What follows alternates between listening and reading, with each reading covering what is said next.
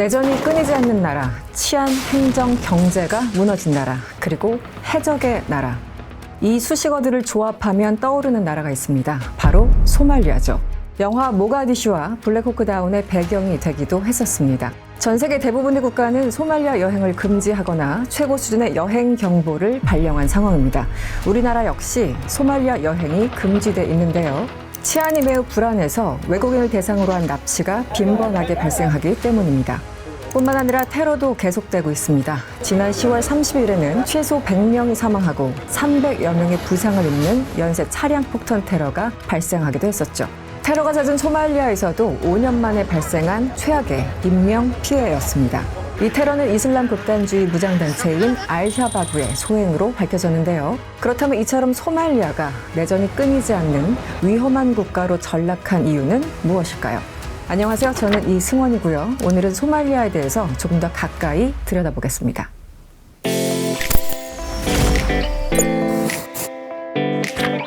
아프리카의 뿔, 소말리아의 또 다른 명칭입니다. 동아프리카에 위치한 소말리아의 지형이 코뿔소의 뿔처럼 생겨서 붙은 이름이죠. 홍해와 인도양을 잇는 길목에 위치한 소말리아는 수에즈 운하와 연결된 마지막 관문으로 선박 교역의 요충지였습니다. 그래서 고대에는 당시 귀중품이었던 유향과 향신료, 상아 등을 이집트, 그리스 등지에 공급하면서 상업이 발달하기도 했었죠. 하지만 바로 이 위치 탓에 소말리아는 식민지를 찾아 나섰던 제국주의 국가들의 주요 타깃이 됩니다. 19세기 말 영국과 프랑스, 독일과 같은 강대국들은 아프리카의 땅을 서로 차지하기 위해서 혈안이 돼 있었습니다. 이런 식민지 경쟁은 점차 과열되고 크고 작은 전쟁으로 이어지게 되는데요. 상황이 악화되자 영국과 미국, 프랑스, 독일, 벨기에 등을 포함한 14개 국가들은 협상을 통해 아프리카 땅을 나눠 갖기로 합니다.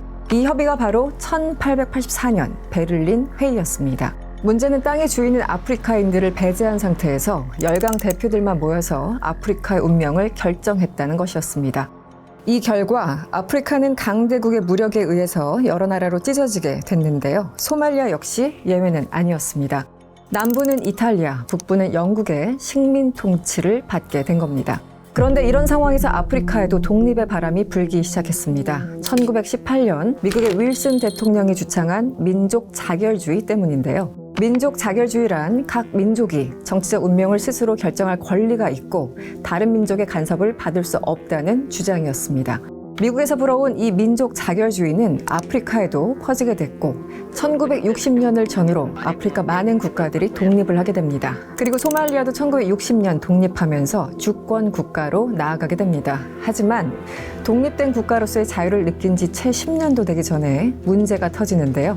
바로 1969년 시아드 바레 장군이 쿠데타를 일으키면서 당시 대통령이었던 샤르마르케 대통령을 암살하고 권력을 찬탈했기 때문이죠. 시아드 바레는 집권 초기 수많은 부족으로 나뉘어 갈등을 부추기는 부족주의를 없애고 하나의 소말리아를 만들겠다는 목표를 내세웠습니다. 하지만 이 목표는 말뿐이었죠. 시아드 바레가 자신의 부족에게 요직을 몰아주고 사회주의라는 미명 아래 다른 부족의 재산을 몰수해서 국가에 귀속시키는 등 다른 부족들을 탄압했기 때문입니다. 이렇다 보니 독립 후 불안정했던 경제 상황은 시아드 바레가 정권을 차지한 이후에 더욱 심각해집니다. 인플레이션은 심화됐고 실업률은 급증했죠. 이런 상황에 다른 부족들의 불만은 점차 쌓여만 갔습니다. 그런데 이때 시아드 바레는 소말리아의 역사를 뒤흔들 사건을 또다시 일으킵니다. 바로 지난 1977년 발발한 오가덴 전쟁이었습니다. 에티오피아의 오가덴은 과거 소말리아계 주민이 다수 살고 있던 지역이었습니다. 때문에 시아드 바레는 소말리족이 사는 곳을 통합하겠다는 대소말리아주의를 내세우면서 1977년 오가덴을 침공하게 됩니다. 오가덴에 대한 통치권을 소말리아가 가져야 한다는 명분이었죠. 전쟁의 시작은 소말리아가 우세해 보였습니다. 현지에 있던 소말리아 반군들의 지원과 7만 병력의 기갑, 항공 전력까지 동원한 결과였습니다. 하지만 기세는 곧 에티오피아로 기울면서 소말리아는 참패하고 맙니다. 바로 소련의 대대적인 지원 때문이었습니다. 당시 에티오피아와 소말리아는 소련과 우호적인 국가였습니다. 때문에 전쟁이 발발했을 때 소련이 중재에 나서기도 했는데요. 하지만 전쟁이 계속되자 소련은 에티오피아 편에 서서 무기를 지원해줬고 결국 소말리아는 전쟁에서 참패하게 됐습니다. 그리고 이 전쟁은 소말리아 몰락의 시발점이 됐었죠. 전쟁으로 인해 막대한 사망자가 발생했고 농업과 경제가 붕괴되면서 급기야 소말리아는 IMF로부터 구제금융을 받아야 하는 처지가 됐습니다. 하지만 이런 상황에서도 시아드 바레의 독재는 끝이 나지 않았습니다. 자신의 정권을 지키기 위해서 반대 부족을 무참하게 학살하고 자기 부족 챙기기에 급급해서 국민들은 더 굶주려 갔었죠. 상황이 이렇다 보니 국민들의 분노는 폭발하게 됐고 마침내 독재의 끝이 보이게 됩니다. 그동안 탄압받았던 여러 부족들이 연합해서 반정부 단체 통일 소말리아 회의가 결성됐기 때문이죠. 이들은 시아드 바레 정권을 몰아내기 시작했고 수도 모가디슈는 전쟁터가 돼버립니다. 지난해 개봉했던 영화 모가디슈가 이 시기를 배경으로 하고 있습니다. 아무튼 1991년 반정부 단체는 마침내 시아드 바레 정권을 무너뜨리는데 성공합니다. 그리고 22년간 이어졌던 독재는 이렇게 막을 내리게 되는데요. 하지만 아이러니하게도 소말리아 국민들의 악몽은 이때부터 본격적으로 시작됩니다. 정권을 차지하기 위한 부족 간의 전쟁이 또다시 벌어졌기 때문이죠.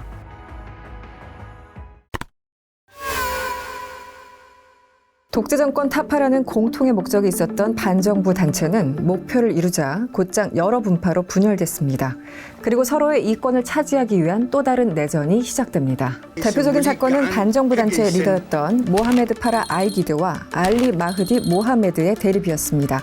독재 정권을 몰아낸 이후 모하메드가 임시 대통령으로 선출됐는데요. 하지만 아이디드는 이를 인정하지 않았고 임시 정부와 대립하게 됩니다. 그리고 수많은 부족 중심의 군벌들은 모가디슈를 넘어 점차 지역 곳곳에서 무력 분쟁을 벌이게 됐고 소말리아는 그 자체가 전쟁터가 돼버립니다.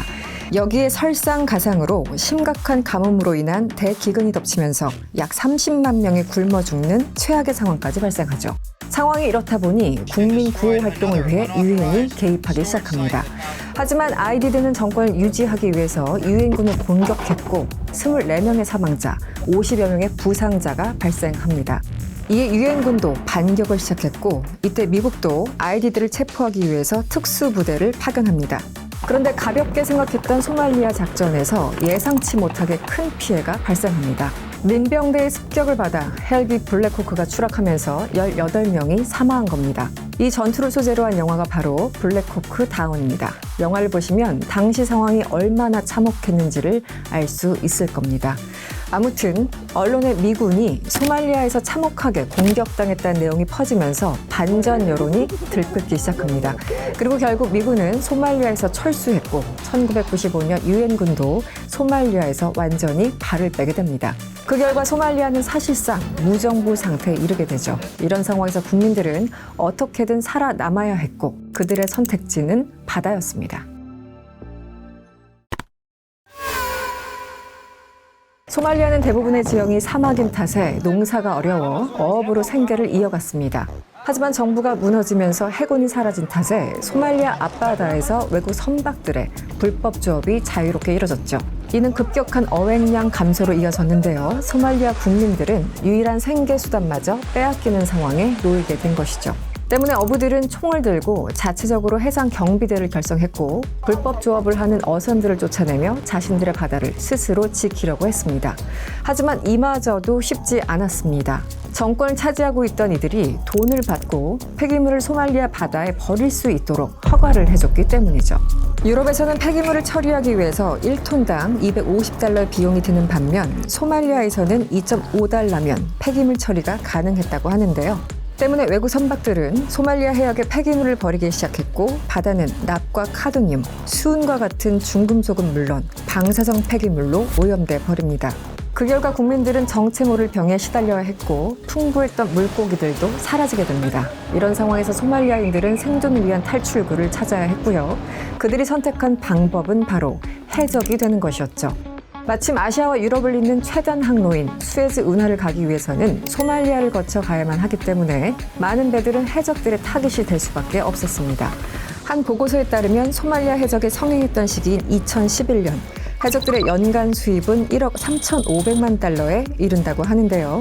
소말리아 푼틀란드주의 한 해 총 예산이 1,760만 달러인 것과 비교하면 엄청난 규모라는 것을 알 수 있습니다. 우리나라의 배도 수차례 공격을 받아 피해를 입었었고 2011년엔 아덴만 여명 작전으로 피랍된 한국인들을 구출한 사례도 있었죠.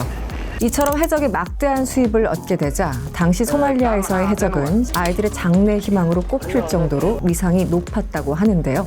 우리로서는 상상할 수 없는 일이 소말리아 사람들에게는 하나의 산업이자 현실이 된 겁니다.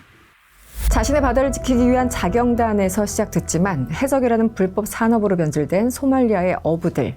하지만 이들의 시대에도 끝이 다가왔는데요. 한 조사에 따르면 지난 2021년 소말리아 해적행위가 성공했다는 사례는 단 한 건도 없었고 2017년 이후에는 몸값 요구가 성공한 경우도 없었다고 합니다.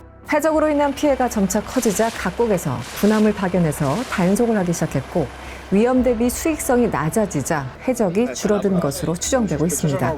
그리고 지난 2012년 소말리아에는 정식 정부가 들어서면서 치안과 경제가 천천히 회복되기 시작했습니다. 2013년 45억 7천만 달러에 달했던 GDP는 2021년 현재 72억 9천만 달러로 증가했죠. 하지만 그럼에도 아직 평화가 온 것은 아닌데요. 현재 소말리아 정권을 인정하지 않는 군벌과 정부가 대립하면서 내전과 테러가 계속해서 이어지고 있기 때문입니다. 그렇다면 과연 소말리아는 언제쯤 평화를 되찾을 수 있을까요? 월드 클로즈업 이승원이었습니다.